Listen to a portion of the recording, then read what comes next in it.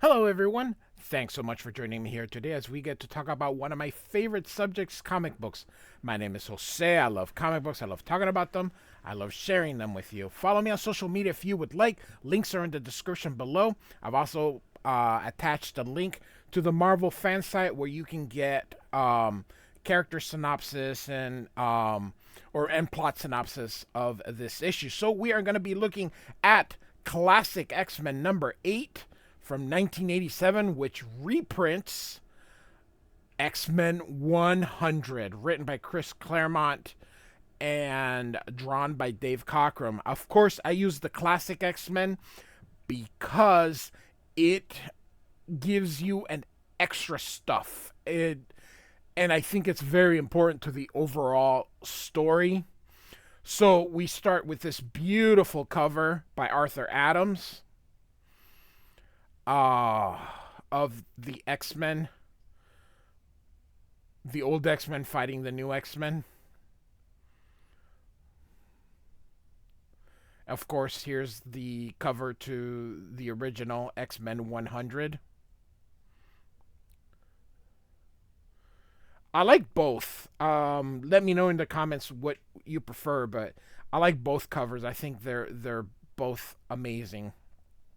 So Chris Claremont uh, is the writer of everything. Dave Cockrum, these are the ones in the original 1 through 100. This James Sherman and John Bolton do all the supplemental material that was added by by Claremont. And then Dave Cockrum inked his own work, and this Sam Granger was James Sherman's inker, and then John Bolton inks himself. So this is a great front piece also by Arthur Adams.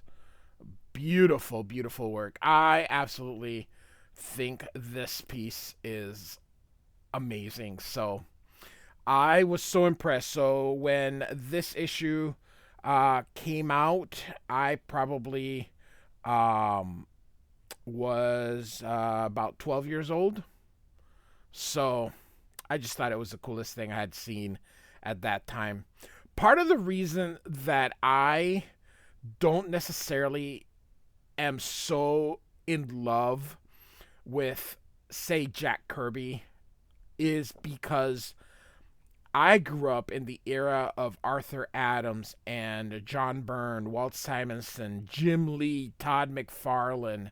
So those are the artists that to me are what Jack Kirby would be to people perhaps older than me. So I was born in 1974. So I'm 50 as of now. So people that are even older than me, just that have, and I can appreciate, and this isn't going to turn into a Jack Kirby bashing thing. I can appreciate Jack Kirby. Just to me, his art doesn't compare to what some of these guys do. So, all right, so we're going to pick up right where we left off. By the way, Tom Orzechowski is still not the letterer of the X-Men. He does eventually get there, but as of now, he is not the letterer. And as always, Chris Claremont provides a lot of words in his comic books.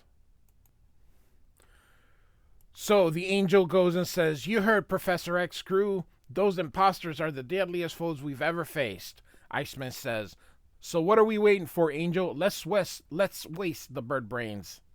And then Cyclops says, "And let's do it now." So,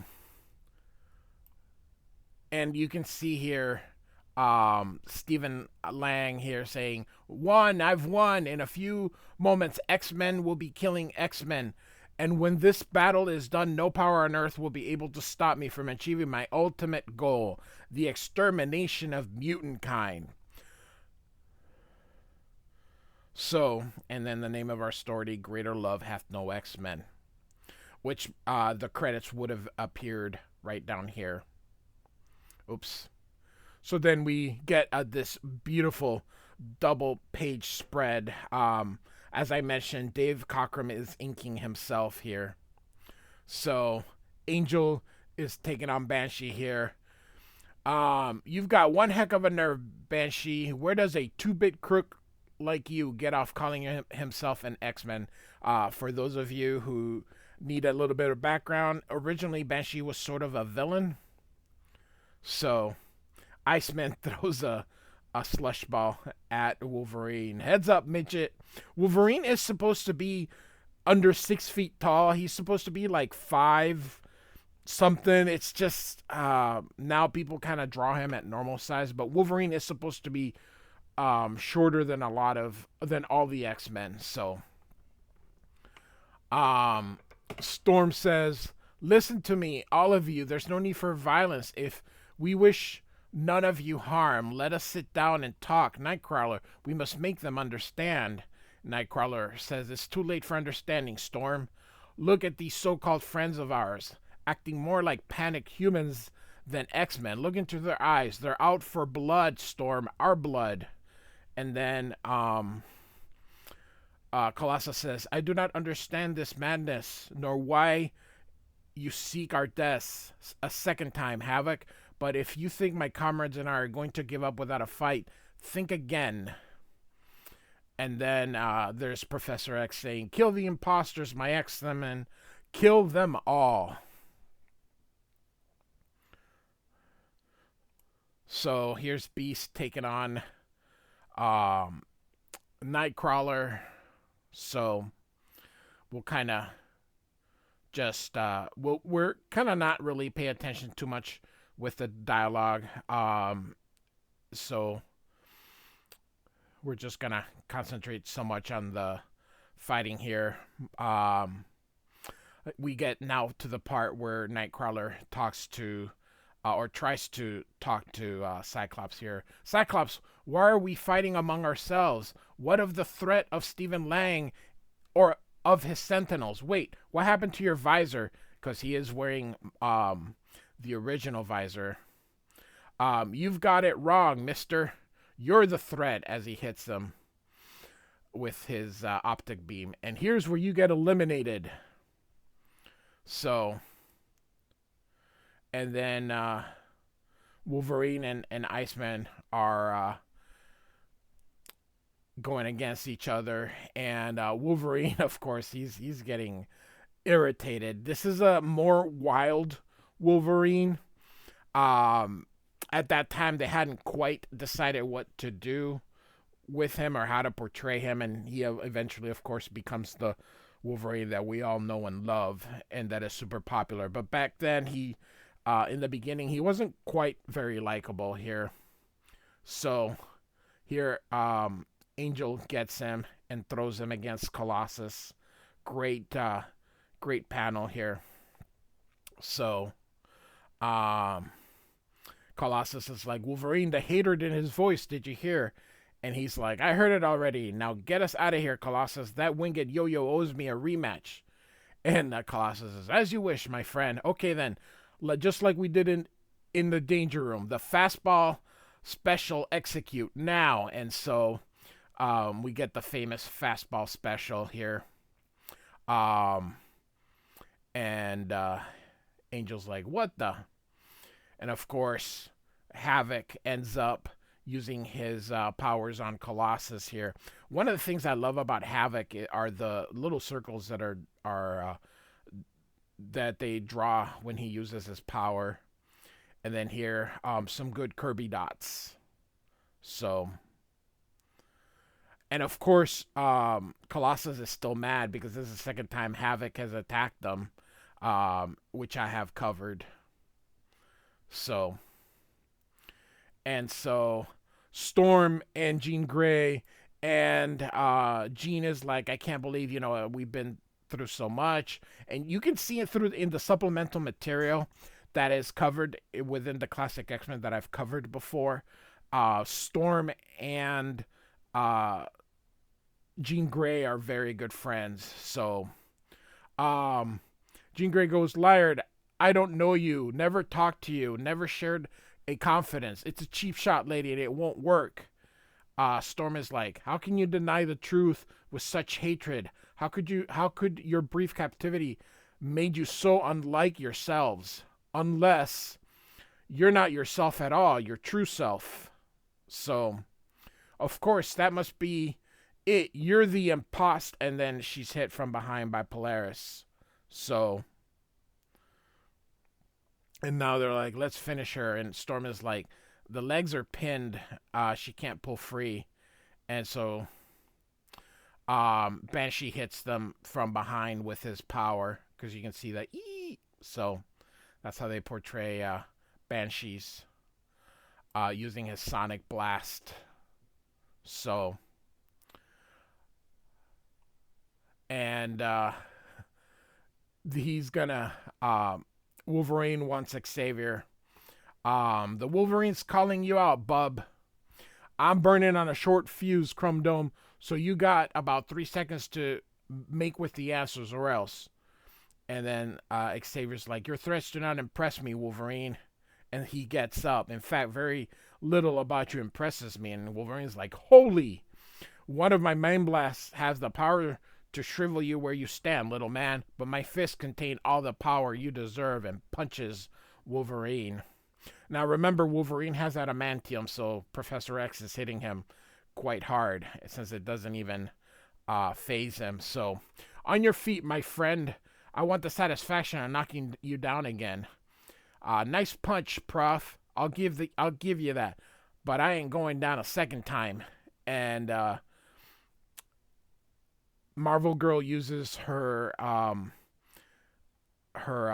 telepathic powers. On the contrary, Wolverine, you are going down again. Only you won't be getting up ever again. Professor X says, good girl, Jean. This arrogant fool hasn't a chance against your mental powers. And Wolverine says, Lord, my brain feels like it's burning. Can't think for pain. Only my instincts left to guide me. Yeah, my instincts, my senses. It won't be long now. Right there, lady. Only you got it backwards. Just couldn't see it till now. You see, folks, I'm like an animal. I don't know from faces. I know from scents, voices, feelings. I also know Jean Grey. And lady, whatever you are, you ain't Jean Grey. And suddenly, boom, out with the claws. So before I go to the next panel, I just want to say how, even early on, Chris Claremont's sense of drama and it's just pretty cool. Claremont was made to write the X-Men. It is so unfortunate things didn't work out with him and Jim Lee, and he ended up leaving, which, you know, even then Jim Lee ended up leaving. But man, what could have been. Nobody writes the X-Men better than Chris Claremont. So just his sense for the dramatic. So, and then he goes here, there isn't even time for a screen. And Colossus is, Lennon's ghost, no. And Banshee's like, Wolverine, you bloody homicidal maniac, what have you done? And Stephen Lang is this, I must see what's happening. Computer, shift to camera 3 immediately. And Wolverine says, done. I've met the enemy, bub, and they ain't us. Of course, we get another wonderful double-page spread here by Cockrum, who is he really is doing a very good job here. So we can see that that Jean Grey was a robot, and we of course see the real Jean Grey here, trapped with Cyclops and Dr. Corbeau and Professor Xavier. So. And Stephen Lang yells, how? By all that's holy, how could this be? My ex-Sentinels were a stroke of genius, the ultimate anti-mutant technology. They should have been unbeatable. The new X-Men should have died, not my Sentinels. And the X-Men will die. The X-Men will die for this. This game is far from over. So, of course, we're going to get a little bit of kind of a background to the story, but aren't really going to, kind of just stuff that's happened in the past, but we're going to kind of keep going for the sense of time. Now, this is a new page. This was not in the original one. And so Storm is like, our foes, not the X-Men at all. They are unliving mechanisms. And this guy's like, Mr. Lang, damage reports. Big trouble, sir. Fires on Delta level is out of control. Auto suppression systems inoperative. Command elements failing through the platform. Multiple hull breaches as well. We're suffering a progressive loss of environmental integrity. The lights. Sir, we've lost primary electrics. And Stephen Lang's like, then shift to the secondaries. Idiots, we have more than sufficient redundancy systems to cope with any contingency. That's what you think. If you're so scared, Techno, abandon ship. I'll finish the muties by myself. And Cyclops thinks that these negatomes, they're designed to inhibit the use of our mutant powers. But each fluctuation in the station's power grid disrupts the tube's energy field as well. I can fire my optic blast, and if I keep the pressure full strength, please, Lord, let it be enough to break free. And so, we now go to then, of course, go back to Dave Cockrum, and looks like Stephen Lang's lost a tooth here. And I shall use mutant-kind's strongest defenders as their executioners. And who better for the X-Sentinel's first real victim than the real X-Men? Still, one defeat doesn't mean the war, eh? Lord, the negatube, it's glowing white hot. And then Cyclops breaks free. Like your Sentinels, Dr. Lang, these negatubes leave a little something to be desired. Oh, my lord. And then he uses his powers to free everybody. And she's like, Professor X, he's still unconscious. And Dr. Kerbeau says, I'll catch him. Leaving so soon, Lang. That's awfully rude of you. But then what can we expect from a murdering coward as Lang is running away? Coward, you dare call me a coward? I'm a man, Cyclops, which is more than you'll ever be, you mutant swine. Do you hear me? Homo, so-called superior, a man. I'm better than any of you, better than all of you. And now that I've reached my flying gunship, I'll prove it. So, he goes through to blast Cyclops here. You're not proving a thing, Lang, except how sick and twisted you are inside. I fought a lot of villains in my time, mister, but until I met you, I've never hated before. I doubt that. So, and this panel looks like it's done differently.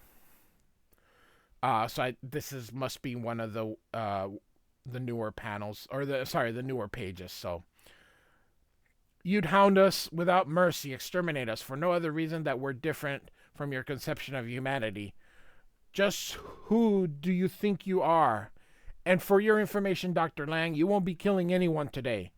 And she's using her telekinetic power to keep the controllers. Got to break free. Get away before I'm captured. I can do it. I'm a man. My will is stronger than any mutant's witch. All I have to do is hit full powers to the thrust. Oh no, the controllers are jammed. I can't turn. Help me. Somebody, X-Men, help me. I'm heading right for the screen. I'm going to... And so, this is the new one. So the other one was the original. That just didn't look like Dave Cockrum. So he hits it. I'm alive. Thanks to my telekinetic protective field. Unlike you, Lang, the X-Men don't kill. You're going back to Earth to stand trial for your crimes. And he goes, I can't. Fools, there isn't a jury in the world who'll convict me. They won't consider me the villain, but the hero. But suddenly, without warning, there's an explosion here, and Jean Grey screams out Stephen Lang's name.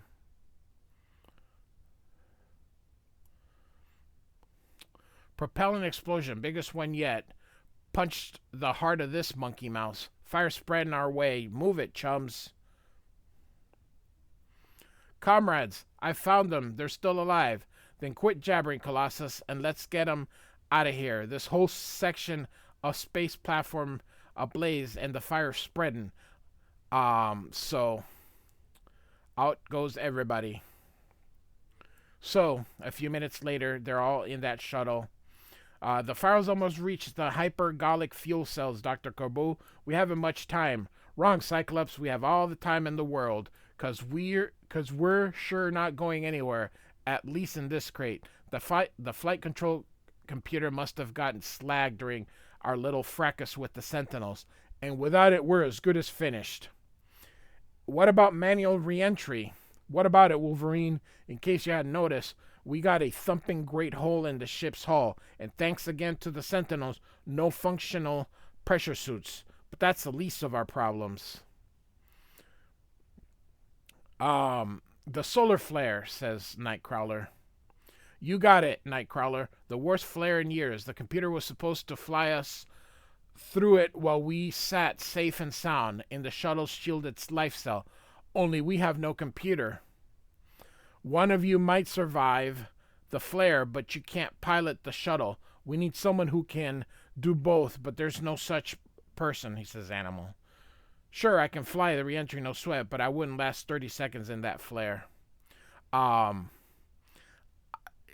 the it's so much easier to read comic books now, but with it, it's just kind of hard to tell where you go, and so Jean Grey says, "Wrong, Dr. Corbeau. I can do both."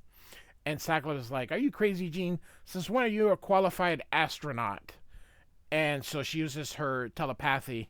Since now, hold still, Doctor. This will only hurt a little. I'm a telepath, Scott. I can absorb all Dr. Corbeau knows about flying the space shuttle.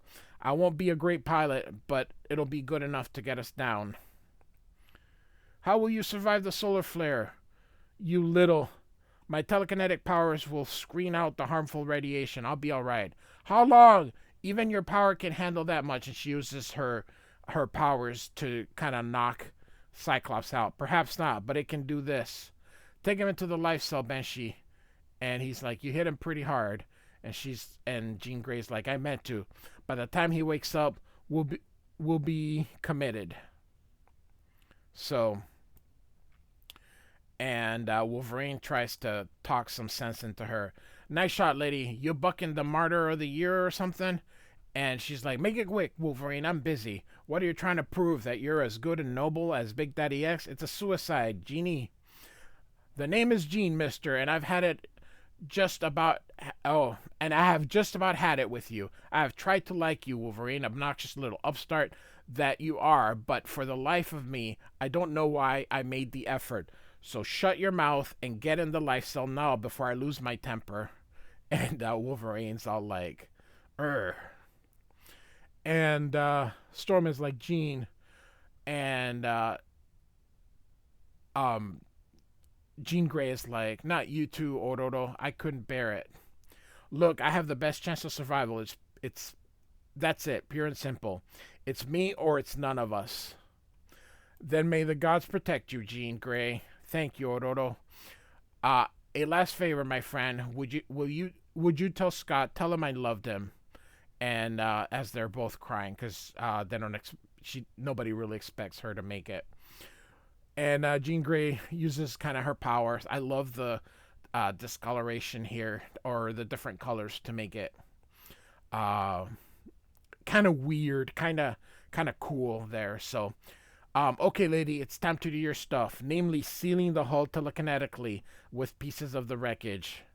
And away we go. RC's to 20% rear thrust, and we slide free of the station. Easy pie. Oh, easiest pie. I'm sure glad they built this bird to take punishment. Looks like its collision with the station didn't even scratch the paint. Enough musing, Jean. So, off they go to Earth. According to the Star Corps, the flare's a minute away, and it'll be half hour at least before we're safe. Lord, I'm scared. I don't want to die.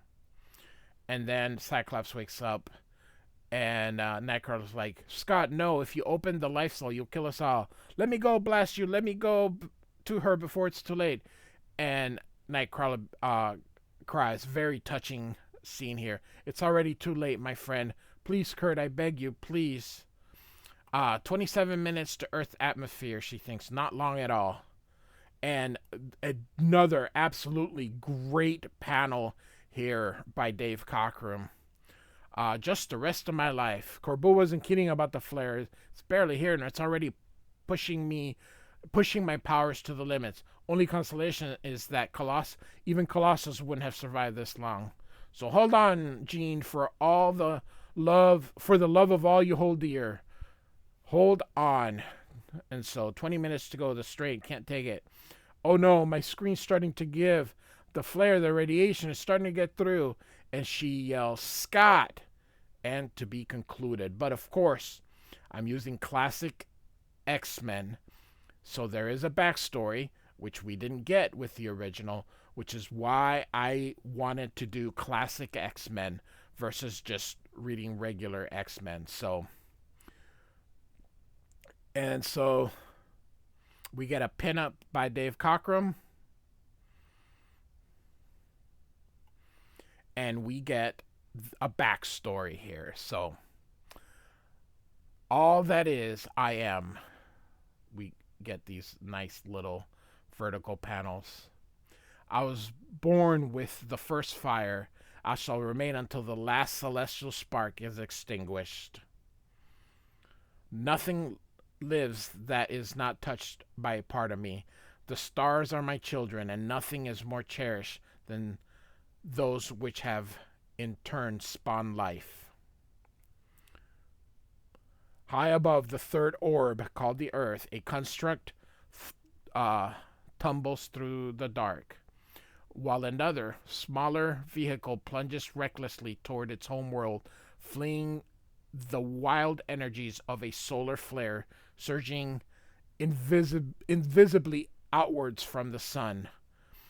There are noble souls within, and doomed as well. So, of course, we kind of get that scene again where Cyclops is trying to get out to see her, and he's begging, please let me go. And so, and Wolverine, I like how Wolverine is sitting there because he's still annoyed how he got told off.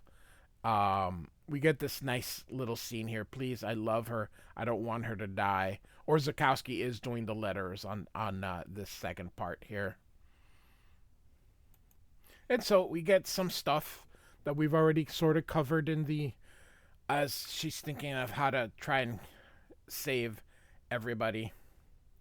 John Bolton is very good. I really enjoy his pen and ink work.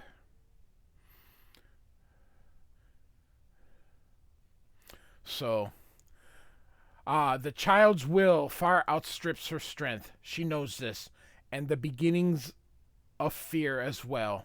And so here's Corbeau. 20 minutes more at least. So, I've never seen rad count so high, rad for radiation.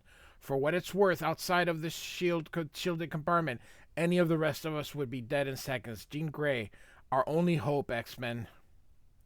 And so, a great scene again, showing as she is struggling, showing the pain, showing all these kind of things. It's amazing. It's very good. I'm so glad Classic X-Men exists. I'm so glad Chris Claremont had the chance to go back and add supplemental material, because I think it makes the story even better. So, of course, radiation is so much. She is literally dying in front of us because she has received so much radiation. So, the flesh withers under the savage onslaught, yet her spirit soars higher, more fiercely defiant than ever. So quick, so brutal, can barely see ultraviolet, occluding my eyes with cataracts, bleeding inside and out, massive hemorrhaging as cellular bonds dissolve, losing my hair too. Wish that was the worst of it. Lucky I'm weightless. Heart would burst under the strain of gravity. My bones would crumble to powder. This isn't fair. This isn't right. Not when I fought so hard. And so, light behind me, an explosion. Are we on fire? Don't be foolish. Can't can't be anything I can see because I'm blind. Then what? Hallucination? Pain is gone. No, no, no. I won't die. I won't give up. Not while so much still depends on me. Um, Absolutely great, showing just all these things we didn't get to see. It's just so cool. Again, I'm so glad Classic X-Men exists. I think Classic X. So Classic X-Men. There's a supplemental material that was just released, but it was only the new stuff. And I really truly wish that Marvel would reprint everything with Classic X-Men as included with their reprints, because I think that it really gives people a better view. So, all right. So now we have an object, and if you are familiar with the X-Men, you know what this is. But if you're not, come along for the ride. Be not afraid. No harm is meant. And Jean Grey is like voice, like music in my mind. Who are you? The sum and substance of life and hopes and dreams. All that is known to me. I have known you, Jean Grey, from the moment of your conception, as I have known the universe. You cried out for aid. I heard. I came. Great. This is just so good. So, this is crazy. Am I crazy? No more than any finite being confronting the infinite. Your form, child, is so fragile. How can you possibly endure? And she's like, I must, to save the X-Men, and most especially Scott. That image cast from my soul. Oh, my love, I've never seen you look so beautiful. The essence of my hopes and dreams. All that almost was will never be. My innermost secrets, yearnings. How could you possibly know? Very touching. My consciousness, my form, and its ability to communicate on this plane of existence derive from you. They provide an awareness of your dominant emotions and memories. Oh, great. You mean you're a figment of my imagination? A jest. Yet what is imagination save the ability to conceive of that which is beyond reality? You are human, Jean Grey. I am of creation. So you can see kind of this being starting to turn into Jean Grey. What is happening? You're changing, assuming a tangible shape. You're becoming me. A shell, nothing more. And only for the present. Your own physicality cannot easily be restored for its own protection. Your mind refuses to acknowledge the full extent of your injuries. Your existence is far closer to its transition than you realize. Not dying then, already dead, hanging on barely by force of will alone. What do you want of me? You called, child of man, and I, mother of stars, answered. It is not for you to name it. It is for you to name your heart's desire. Love just how poorly pitiful Jean Grey is looking here. And I'll get my wish just like that. Why do I suspect that's too good to be true? All things have their price. What's mine? Does that matter? Yes. I am glad. Take my hand, Charles, that we two may become one. Your humanity, my power, bonded by passion, tempered by love, the ultimate force at last given means to express itself. I can't wait. Time's almost gone. I have to choose. Be warned. The fire I offer can burn as well as warm, destroy as easily as heal, and it always consumes. The glory I offer is transcendent, likewise. The danger and the flame once taken can never be extinguished.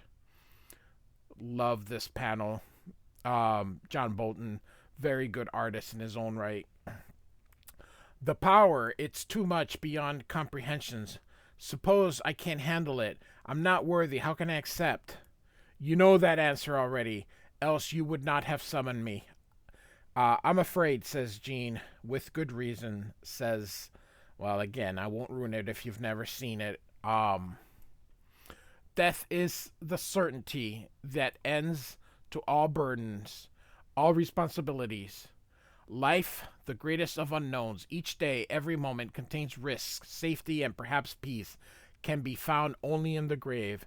I may be salvation or damnation or both. Which now is your heart's desire?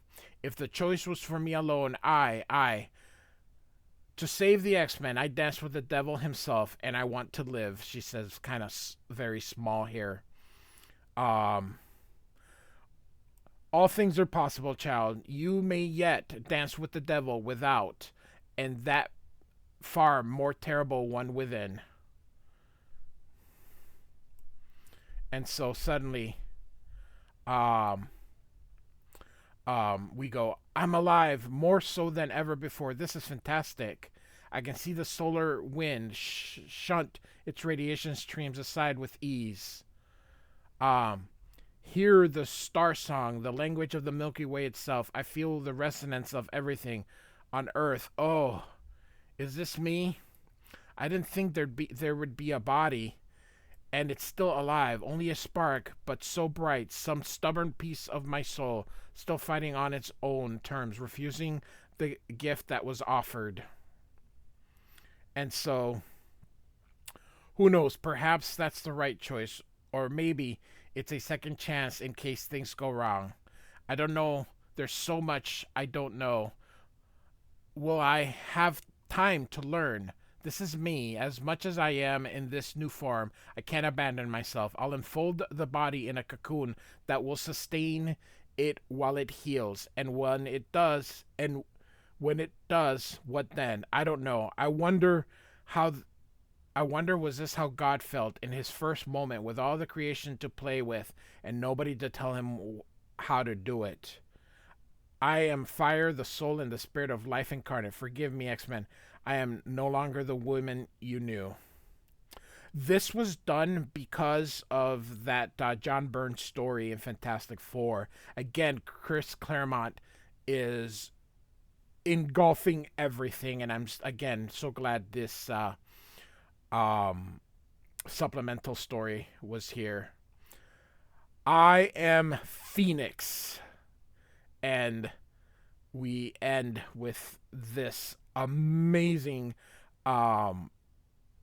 just amazing page here. So, Chris Claremont did such a great job here. So, and then of course, my copy came without the back cover. So this is what the back cover would have looked like on the story. So, and this is unfortunately the biggest back cover I could find. There just wasn't much even on Google Images. So there we go. Classic X-Men number 8 by Chris Claremont, Dave Cockrum with John Bolton. Hope you liked it, man. The story's so good. Claremont's starting to hit that sweet spot that will culminate with the Dark Phoenix saga with John Byrne and the Days of Futures Past. Man, the things that Chris Claremont is going to end up doing. So, anyway, I'm super excited to be going through these with you. Like and subscribe, and I do want to thank you for listening. Goodbye.